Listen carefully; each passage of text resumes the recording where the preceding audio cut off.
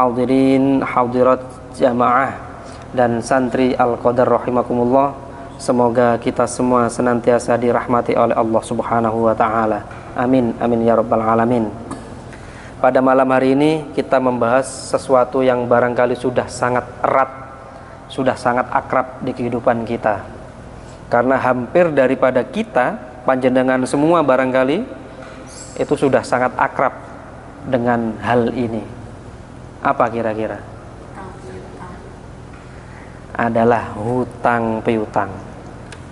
Saya yakin, hakul yakin, panjenengan ini, yang hadir ini, bahkan yang menonton ini, insya Allah hampir dari kita itu punya hutang.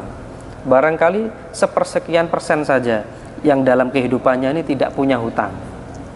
Bahkan niki santri alit-alit niki, santri tahfidz niki, ini juga sudah punya hutang. Hutang setoran hafalan. Setor hutang hafalan ziyadahnya, murojaahnya. Masya Allah, sudah punya hutang juga santri-santri ini. Kadang-kadang malah hutang setorannya 1 hari, 2 hari, bahkan ada yang 1 pekan belum melakukan setoran. Maka kita mengingat akan salah satu hadis yang mana Nabiullah Muhammad SAW itu biasa berdoa di dalam sholatnya itu dengan kalimat Allahumma inni a'udzubika minal ma'thami wal maghrami. Ya Allah, saya berlindung kepadamu dari perbuatan dosa dan banyak hutang. Nah, Kanjeng Nabi saja masih berdoa seperti ini. Apakah kemudian kita tidak boleh berhutang atau punya hutang? Boleh, selama barangkali dinilai diperlukan hutangnya itu. Namun jika melihat hari ini, hutang itu sudah bukan karena kebutuhan hidup, tapi hutang karena memenuhi gaya hidup, agar dilihat keren, agar dilihat sosialita, agar dilihat seperti sultan barangkali. Jadi kalau kata pepatah itu, besar pasak daripada tiang. Pasak itu kecil, tiang itu besar. Lah ini kebalik, pasaknya yang tinggi, tiangnya yang kecil, yang pendek. Gajinya 3 juta, hutangnya 10 juta. Jadi tidak sesuai, tidak apple to apple. Maka Kanjeng Nabi berdoa seperti ini agar kita umatnya itu tidak terlilit hutang dalam kehidupannya. Barangkali boleh kita berhutang, tapi kita berlindung kepada Allah supaya tidak terlilit hutang, sehingga kita jangan sampai tidak sanggup, tidak bisa membayar hutang. Bahkan naudzubillah sampai akhir hayat masih belum bisa menyelesaikan hutangnya. Karena hutang itu pasti dibawa mati. Karena orang yang meninggal dalam kondisi masih berhutang, maka kelak di akhirat akan barter pahala dan dosa. Misalkan panjenengan hutang ke saya 10 miliar katakanlah, kemudian panjenengan wafat dan ahli waris yang panjenengan tinggalkan tidak ada uang, tidak bisa membayar hutang kepada saya, maka kelak di akhirat akan ada barter pahala dan dosa. Pahala panjenengan akan dilimpahkan ke saya, kemudian ketika pahala itu habis, tidak ada lagi pahala yang bisa dibarter, maka dosa saya akan dialihkan ke panjenengan. Maka ini akan menjadi orang yang muflis, orang yang bangkrut, orang yang merugi. Itu yang pertama. Yang kedua, orang yang berhutang itu kelak ketika di hadapan Allah akan mendapatkan gelar sariq. Apa sarik niku? Napa sarik niku? Sarik adalah pencuri, maling. Jadi selama hidupnya punya hutang, kemudian tidak diselesaikan, maka kelak di hadapan Allah, orang ini akan mendapatkan gelar sariq, maling, pencuri. Karena ia telah mengambil harta saudaranya ketika di dunia, kemudian ia tidak mengembalikannya. hakul adaminya tidak dipenuhi. Bahkan orang yang wafatnya, matinya syahid, namun ia masih memiliki hutang, maka ini juga ditangguhkan. Orang yang wafat namun masih punya tanggungan hutang, maka ruhnya akan ditangguhkan. Keliling, bingung. Di akhirat, di kubur itu bingung, linglung dia, nggak tahu kemana, ngalor ngidul nggak jelas, karena hutangnya ketika semasa di dunia masih belum diselesaikan. Maka hendaknya kita semua, para jamaah, para santri, memperhatikan adab etika dalam berhutang. Orang yang meminjamkan uang hendaknya jangan sampai mengambil manfaat. Ojo sampai nganakno duit. Minjam 100.000 harus kembali 150.000. Jangan. Kalau meminjamkan uang 100.000, ya orang yang minjam ya tetap mengembalikan 100.000. Karena hakikatnya orang yang meminjamkan uang itu ganjarannya jauh lebih besar ketika ia bersedekah. Ketika bersedekah itu belum tentu orang yang kita berikan sedekahnya itu butuh. Tapi ketika kita meminjamkan uang kepada orang yang hendak pinjam, itu pasti orang yang mau pinjam itu butuh. Maka ganjarannya luwih gede, luwih besar daripada bersedekah. Maka janganlah melipat-lipat, ojo sampai nganakno duit. Kemudian hendaknya hutang itu dicatat dan disaksikan oleh teman atau saksi, karena menghindari kezaliman.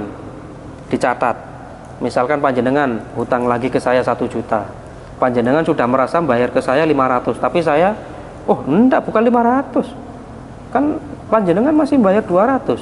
Nah repot nanti, saya merasanya baru dibayar 200, panjenengan sudah merasanya bayar 500. Karena apa? Tidak ada pencatatan, tidak dicatat. Ini. Kemudian yang selanjutnya, adab etika yang harus diperhatikan adalah memiliki niat untuk menyelesaikan atau membayar hutang. Ini penting.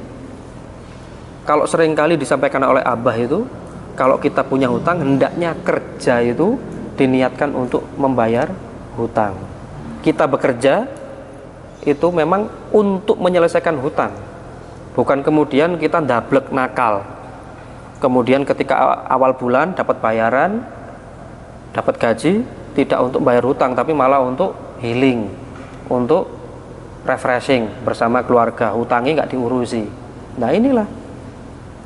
Maka ada hadis itu, barang siapa yang berhutang kepada saudaranya dan ia memiliki niat untuk menyelesaikan, untuk membayar hutangnya, maka Allah akan membantu menyelesaikan hutangnya dengan memberikan kelancaran rezekinya. Ini luar biasa, memiliki niat untuk membayar hutang. Karena banyak orang itu pinjamnya melas, tapi giliran disuruh bayar males. Ketika pinjam kalimatnya sangat indah, tapi giliran disuruh bayar dia ogah. Malah sering kadang-kadang dia marah kalau ditagih. Ini Masya Allah. Maka niat untuk menyelesaikan hutang, niat untuk membayar hutang ini penting. Ini juga menentukan apakah kita nanti kelak ketika bayar angsuran, bayar kreditan, bayar pinjaman ini lancar atau tidak, dari niat ini tadi. Kemudian apabila kok ternyata kita belum bisa menyelesaikan hutang sesuai dengan perjanjian, maka komunikasilah dengan orang yang memberikan hutang kepada kita. Karena orang yang memberikan hutang kepada kita itu hakikatnya sudah pernah menolong kita. Maka jangan sampai kita lupa. Jangan sampai kita lupa balas budi, balas jasa kepada orang yang telah meminjami kita dengan cara komunikasi dengan baik. Karena banyak orang itu hutang, tapi kemudian putus komunikasi karena nggak bisa bayar atau nggak mau bayar itu tadi.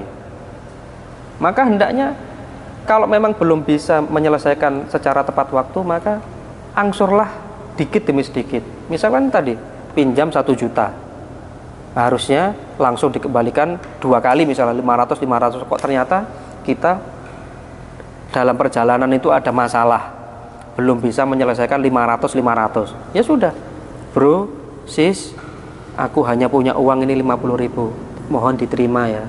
Ini sudah itikat baik.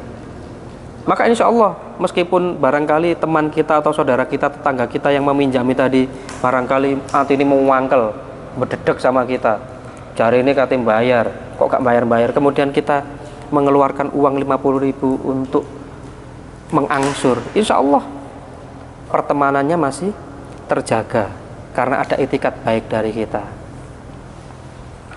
Bahkan Rasulullah Muhammad SAW juga pernah hutang. Kanjeng Nabi pernah punya hutang kepada seseorang itu seekor unta.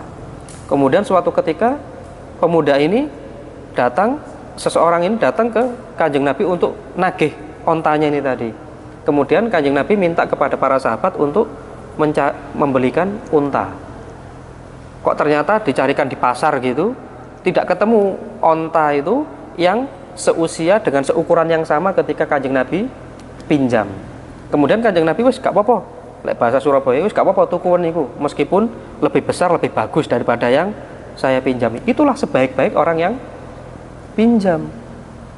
Memang yang orang yang memberikan uang itu tidak boleh melebihkan uang daripada pinjaman itu. Tapi sebaik-baik orang yang pinjam adalah yang mau memberikan lebih.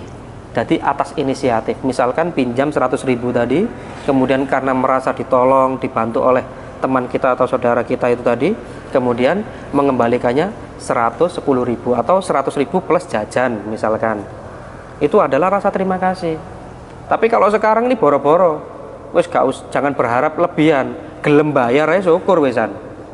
Mau bayar itu sudah bagus, mau nyicil sudah bagus. Ini kok malah arep-arep ada lebihannya, ada rasa terima kasih lebih daripada nominal yang ia pinjam. Kemudian yang terakhir,